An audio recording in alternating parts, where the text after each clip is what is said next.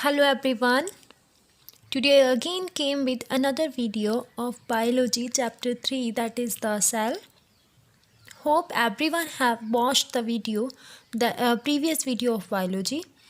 Then let's start with another video.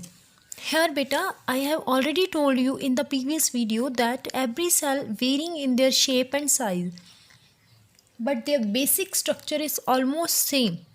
Either it's an animal cell or it's a plant cell or any other cell. Their basic structure, basic means what is internal structure of the cell, that is it's approximately same. So let's start with the concept. Basic structure of cell. I'm going to make a rough structure.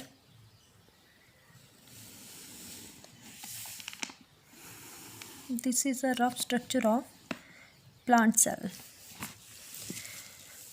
Here beta, this is the outer layer that I am making, that is called cell membrane. This outer layer, the outer line that I have made, that is called cell membrane, or the another name is plasma membrane. I am writing in shortcut. Cell membrane or plasma membrane. It's one more name, that is इसका एक और name है जो इसके function के कारण है, that is called selectively permeable membrane. Why we call it selectively permeable?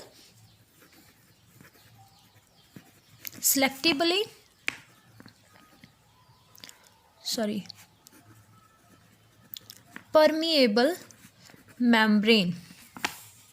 Selectively permeable membrane. Selectively means to select something.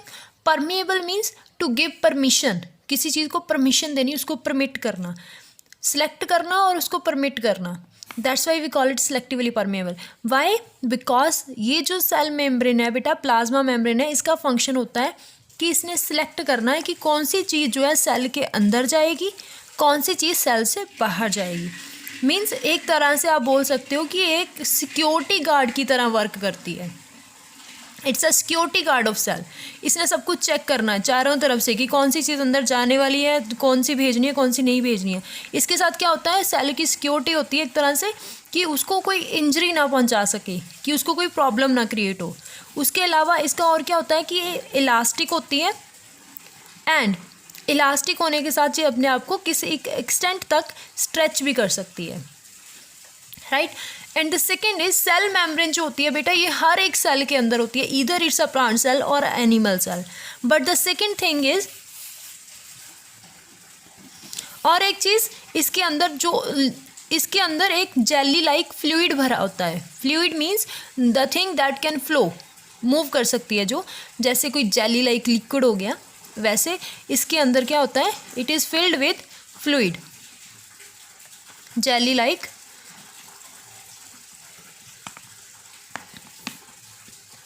And the next is cell wall. Number 1 was cell membrane and next is cell wall. Cell wall जो है ये सिर्फ और सिर्फ हमारे plants के अंदर present होती है, present in plant cells only. Like जैसे ये मैंने पहले आपको ऐसे सेल का स्ट्रक्चर बनाया ना, इसके अराउंड होती है बाहर से. Don't go on the drawing, I know it's very weak, my drawing is not good, I have already told. So this is the outer layer is called cell wall. ये सिर्फ और सिर्फ हमारे प्लांट्स के अंदर प्रेजेंट होती है. उसके अलावा आप बोल सकते हो आफ्टर दैट ये बैक्टीरियल वगैरह जो होते हैं, बैक्टीरिया वगैरह उनके अंदर होती है. एंड देन सेल वॉल का क्या फंक्शन है बेटा, इस सेल वॉल जैसे ये क्या थी, सिलेक्टिवली परमिएबल. सिलेक्टिवली परमिएबल चीज़ों को सिलेक्ट करती है. सिलेक्ट करती है कोई चीज़, सिलेक्ट तो तब भी कर पाएगी ना जब वो लिविंग होगी. लिविंग चीज़ों को सेलेक्ट कर पाएगी ना. So this wall, cell membrane is a living wall, it's a living. But in this case जो सेल वॉल होती है that is non living.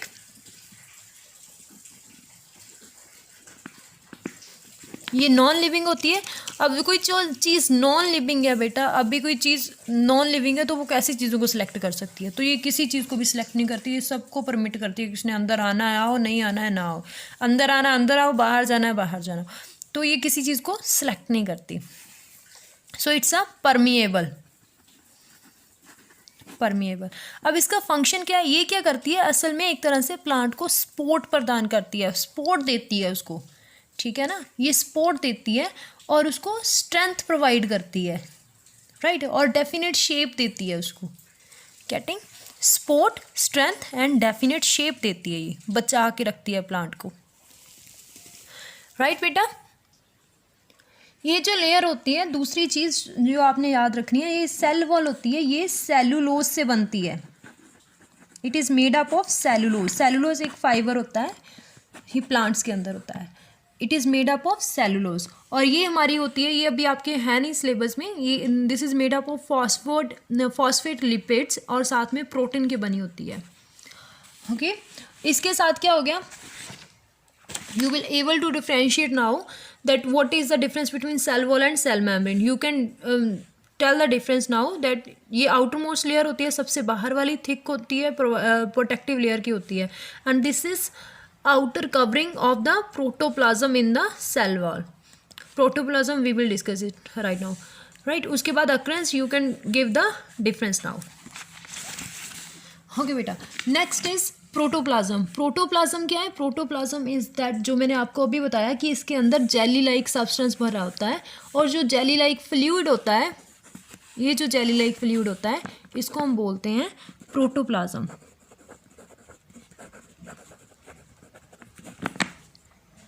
Next जो है वो क्या है? इसके अंदर लाइक सेल के अंदर न्यूक्लियस होता है, न्यूक्लियस।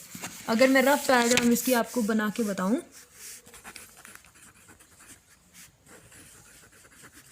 जैसे मान लो ये मैं इसकी रफ डायग्राम बनाती हूँ, ये न्यूक्लियस होता है जो डबल लेयर्ड होता है। ये भी क्या होता है? डबल लेयर्ड होता है। और जो न्यूक्लियस है वो भी same as it is made up of same material as जो हमारे पास है सेल मेम्ब्रेन, वैसे ही ये मटेरियल से बनी होती है, इसकी जो लेयर होती है। और ये जो है बेटा, ये मेन पार्ट होता है सेल का। जैसे हमारी बॉडी को कौन कंट्रोल करता है? दिमाग कंट्रोल करता है, ब्रेन कंट्रोल करता है। अगर किसी का ब्रेन प्रॉपरली वर्क नहीं करता, वो उसकी बॉडी को कंट्रोल नहीं करता, तो हम बोलते हैं ये आउट ऑफ सेंस है, इसको पता नहीं चल रहा कुछ। ऐसे ही सेल को कौन कंट्रोल करता है? सेल को कंट्रोल करने वाला होता है न्यूक्लियस। न्यूक्लियस जो होता है that is the control centre, control centre of the cell. तो ये स्फेरिकल और ओवल शेप का होता है।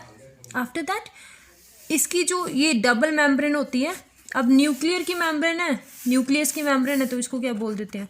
न्यूक्लियर मेम्ब्रेन बोल देते हैं। It's a nuclear membrane, right. इसके अंदर भी सेम एज जैसे उसके अंदर एक फ्लूइड भरा होता है, ऐसे इसके अंदर भी डेंस फ्लूइड होता है, लिक्विड भरा होता है। और इसके लिक्विड को क्या बोलते थे हम? प्रोटोप्लाज्म। लेकिन इसका जो डेंस फ्लूइड होता है, इसको हम बोल देते हैं न्यूक्लियोप्लाज्म। न्यूक्लियस से बना न्यूक्लियस है, तो न्यूक्लियस की टर्म को हम क्या बोलेंगे? न्यूक्लियोप्लाज्म।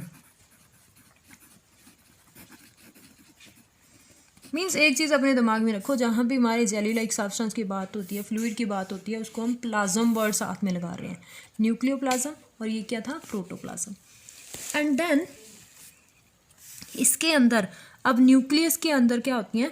बहुत सारी और छोटी छोटी चीज़ें इसके अंदर हैं। जैसे आपको यहाँ पे दिखाया हुआ है इसने कि ये इसके अंदर कुछ एक्स्ट्रा बॉडीज़ हैं, लाइक एक ही बॉडी, वन और मोर इसके अंदर आपके पास हो सकती हैं, स्फेरिकल बॉडीज़ हो सकती हैं। इन स्फेरिकल बॉडीज़ को हम क्या बोलते हैं? इनको बोलते हैं न्यूक्लियोलस। जैसे ये मैंने एक बॉडी बना दी, ये क्या है बेटा? ये न्यूक्लियस का लगभग 25% जो है ना, ये कवर कर लेती है। इसका 25% एरिया जो है ये कवर करती है। इनको क्या बोलते हैं? इस बॉडी को क्या बोलेंगे? Nucleolus, right.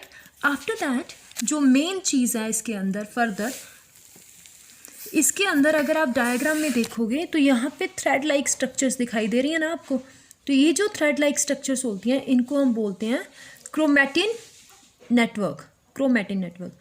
अब क्रोमैटिन नेटवर्क क्या है? क्रोमैटिन नेटवर्क क्या है? The nucleoplasm contains a network of thread like structures. इसके अंदर जो थ्रेड लाइक स्ट्रक्चर्स होती हैं इनको क्या बोलते हैं? Chromatin network. ये बड़ी इंपॉर्टेंट चीज़ है बेटा। कैसे इंपॉर्टेंट है आगे आगे आप सुनोगे तो आप पता चलेगा कि हाँ ये चीज़ सुनी हुई है लेकिन बेसिक यहाँ से था, ये नहीं पता था। तो ये क्रोमैटिन जो है थ्रेड लाइक स्ट्रक्चर्स होती हैं। अभी ये सेल है, फर्दर जब न्यू सेल फॉर्म होगा तो ये सेल की क्या होगी? डिवीज़न होगी। जब सेल डिवीज़न होगी तो ये क्रोमैटिन नेटवर्क है that will further form the small thread like structure. ये स्मॉल थ्रेड लाइक स्ट्रक्चर्स को फॉर्म करता है, राइट।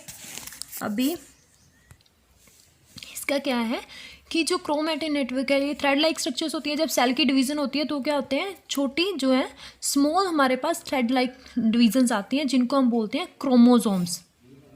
क्रोमोसोम्स जो है वो फर्दर कैरी करते हैं जीन्स। अब ये जीन्स क्या है? आपने अच्छे से सुना हुआ है, जैसे हम CID वगैरह में भी सुनते हैं कि हाँ इनका DNA मैच करो तो पता चलेगा जो किसका क्या क्या है आगे, है ना। अब मेरे को ज़्यादा नहीं बोलना है। तो ये वही जीन्स है बेटा। जैसे हम समटाइम्स बोलते हैं ना घर पे कि लाइक कि आपकी आंखें आपके पापा की जैसी हैं, आपके लिप्स आपके मम्मा के जैसी हैं, ये तो अपने दादाजी जैसा है।